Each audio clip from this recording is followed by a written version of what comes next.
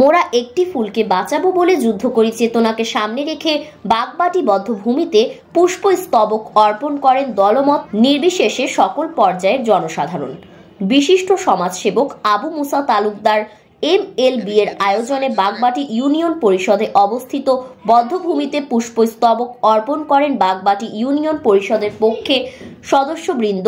বাগবাটি ইউনিয়নের সর্বস্তরের জনগণের পক্ষে বাগবাটি হাট নূর আলানুর হাফিজিয়া কাউমিয়া মাদ্রাসা, বাগবাটি ইউনিয়ন সনাতনী সমাজের পক্ষে কেন্দ্রীয় মন্দির এবং হাটখোলা পাড়া কেন্দ্রীয় মন্দির, তারেক জিয়া পরিষদ, হরিণা বাগবাটি উচ্চ বিদ্যালয়ের সকল শিক্ষক শিক্ষিকাবৃন্দ। মুক্তিযুদ্ধের স্বপ্ন বাস্তবায়নের লক্ষ্যে 1971 সালে পাকিস্তানি হানাদার বাহিনীকে হটাতে এবং প্রিয় মাতৃভূমিকে মুক্ত করতে যেসব শহীদ সর্বোচ্চ ত্যাগ স্বীকার করেছেন, জাতি তাদের স্বপ্নকে বাস্তবে রূপ দিতে নতুন করে শপথ গ্রহণ করবে।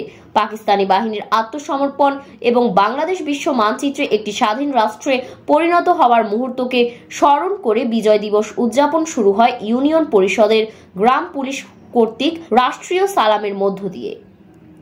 বিজয় দিবস উপলক্ষে সকালে জাতীয় সঙ্গীত গেয়ে পতাকা উত্তোলনের মধ্য দিয়ে বাগবাটি ইউনিয়নের বদ্ধভূমিতে পুষ্পস্তবক অর্পণ করেন সর্বস্তরের জনগণ।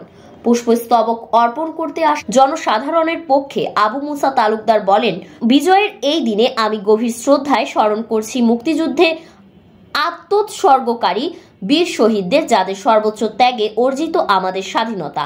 এ সময় ফুল দিতে আসেন বাগবাটি ইউনিয়নের সর্বসাধারণের পক্ষে আলহাজ মোয়াজ্জেম হোসেন, বকুল ডাক্তার, বদিউজ্জামান, ইউপি সদস্য আব্দুল মুমিন, ইউপি সদস্য রুহুল আমিন, ইউপি সদস্য আব্দুল মান্নান এবং ইউপি সদস্য রফিকুল ইসলাম।